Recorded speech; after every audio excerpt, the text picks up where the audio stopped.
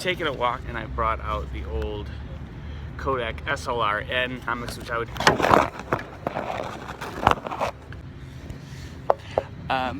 I wouldn't normally take photos of flowers, but they're around right now. It's tulip time in Holland, and I want to use this camera and take some samples. So we'll just walk around for a while. Here I am at the feet of Albertus Van Raalte.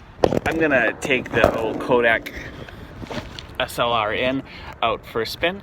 The ergonomics of this camera can best be described as oafy, and its handling is the same. But we'll just get a bunch of photos to look at, probably take photos of flowers, nothing interesting. I'm not gonna creatively engage. I'm gonna take a bunch of crappy photos, but just to get a feel for what this camera looks like.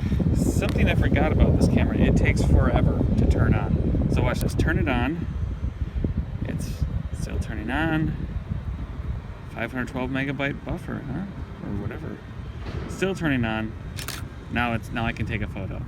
So if you're in the middle of something, you have to keep this camera on. Also, if this red light is blinking and I turn it off, I lose the photo. Wow.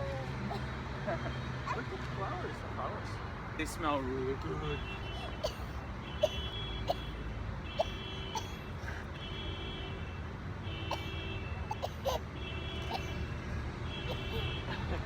What are you laughing at? Uh-oh. I was in the other room and I just found this bag. And I thought, why not turn on the camera? What are we doing? What? Oh, I deserve it. I deserve it. Oh, I let you go for, oh my. I mean, who's gonna eat Rice Krispies anyway? Is that a mess? It is a mess.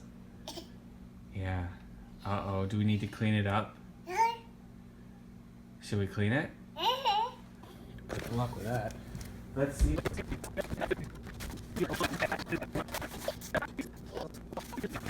You know, when you buy good food, the waste is compost. I like to tell her that we give it back to the earth. We take good food from the earth and then we give the waste back and it will make more good food. Isn't that nice?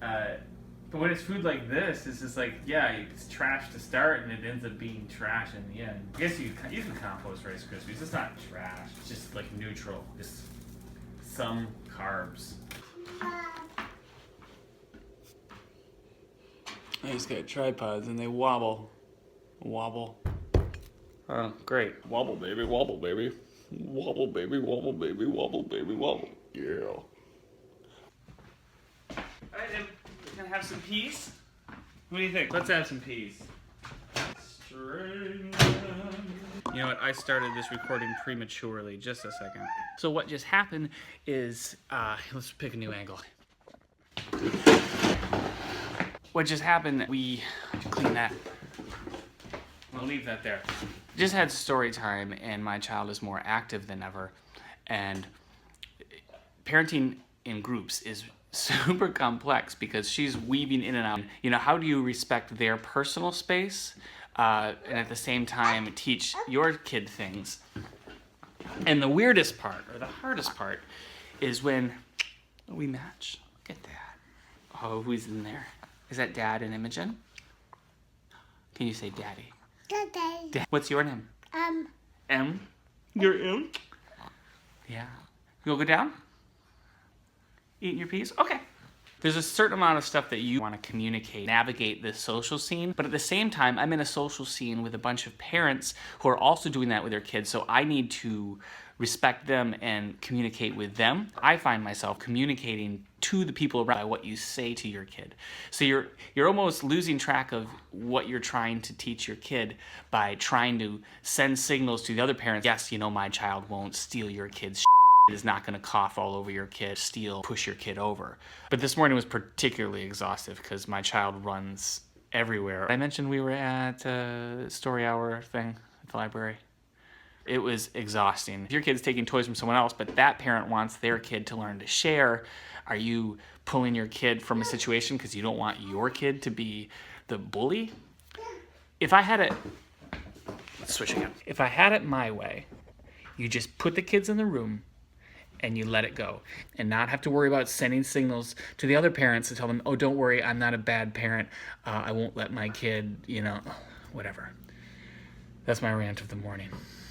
And I'm gonna get the bags. Oh, hello. We are going to go to the grocery store. I got between 9:30 and like noon to take Imogen to story hour, change whatever diaper, prepare food. I decided to throw in grocery shopping as well. We'll email. But either way, I ended up staying at story time. Wanted to stop at the bike shop. I can't get this all done in time. Am I kidding? I am gonna be late. And when you get late like this, you're rushed all day. All day I'm gonna feel this sense of like I'm behind. Actually, I am on time. If I finish by noon, I can be on time.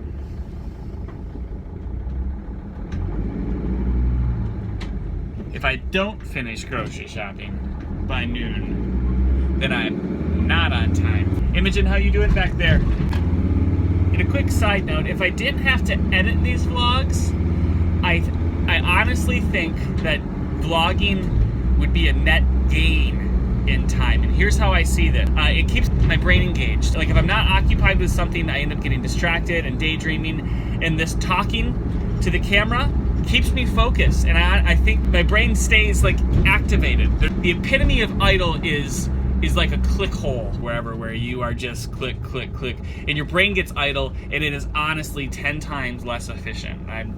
That's science. Full on science. But when you can stay engaged, it's just like, it's synergy. I hate to use the word, but it's synergy.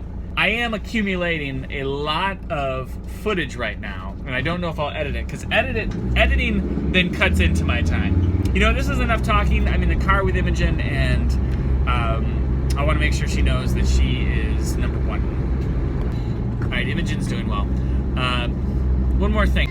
I saw this clip by Steve Jobs talking about how the world's created by people no smarter than you, which, that's easy for Steve Jobs to say. He's like one of the most influential people in the world recently. Really do agree with that idea. We assume that there's smarter people in charge or someone that knows best with a master plan, and I think that's really destructive thinking when our reality is made up by the activities of people that are ambitious or the people that are willing to take control, and that's how the world is made. We also have a say. We have to opt in building our communities, in creating our reality and creating realities for other people. Like it's a proactive thing. I don't want to get into this. I don't want to get into this for now. So I'm just going to drop the idea because I'm here and I'm thrown out there. Maybe we'll talk about it later. Maybe I'll not talk about it again. All right, we are at the grocery store right now. I hate this place. We're at the grocery store, and I am not going to vlog in the grocery store. I don't have that kind of confidence. There we go, walking. All right. Grocery shopping completed. I hate grocery shopping because you feel like you're being duped one way or the other. One brand, Meyer generic brand, the other brand is right next to it, but if you look at it, they're processed in the same place. They're no different from each other. But I want to do right by the people that grow the food. But at the same time, you don't want to be duped. You don't want to be the sucker that's paying for. Yeah. Here is my theory on how to dress your child. So you just mix up every pattern and clashing item you can find in the house. It's gonna look like they dress themselves. And no longer are you the parent that doesn't know how to match, you're the parent that gives your kid the creative flexibility to dress themselves. And let's be honest, the kids that show up dressed up all neat and cute, you're not winning favor with other parents. They're just looking at you jealously thinking, how do you have time? How do you have time to pick out matching outfits? You have them dressed up clashy, you get people's sympathy. Not jealousy, but sympathy. Orange striped socks. We got our stripes, we got our polka dots, our analogous colors, complementary colors, Crocs. Shove those on there. There we go.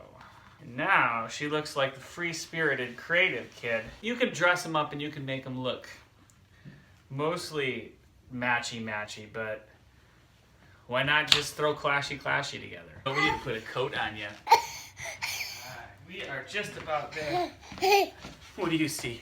We do a sleeve. One sleeve, two sleeves, a hat. You want some sunglasses outside?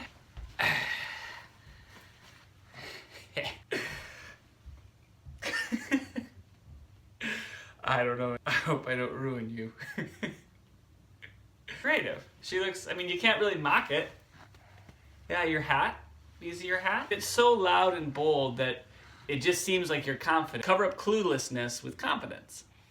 Imogen, you look wonderful. You look great. Everyone's gonna smile at her too, because they feel so sorry for her, which is gonna help her confidence. They think everyone is so nice. Really, they're thinking, what did your parents let you do? Win, win, win, win, win, win. All wins. Yeah. That's fun. Building a little outdoor patio for it. They're building a patio and they're just gonna keep it there till next Sunday. That seems like a lot of work, but I like it. A Ronald McDonald Hummer. So many things to see today. So many things. So you don't like the outfit or what? I mean, I kind of do actually. I think that she's not allowed to wear that. You're missing a shoe. Does she have it in her hand? She doesn't have the shoe in her hand. Oh, you got some Cheerios?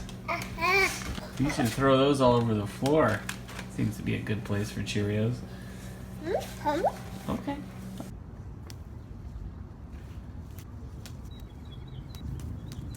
My goal is to replace as much of this grass with edibles and food that I can eat. I got my sage here that I overwintered. Tonight's menu calls for salmon with sage butter. My collard greens over here. Not a lot else, but I would like to do a better job of replacing lawn with edibles. Confirm that this hat was your idea. Hey, Em. Hat was Lisa's idea. That's taking it too far, if you ask me. That's too far. Let's go watch some Dutch dancing.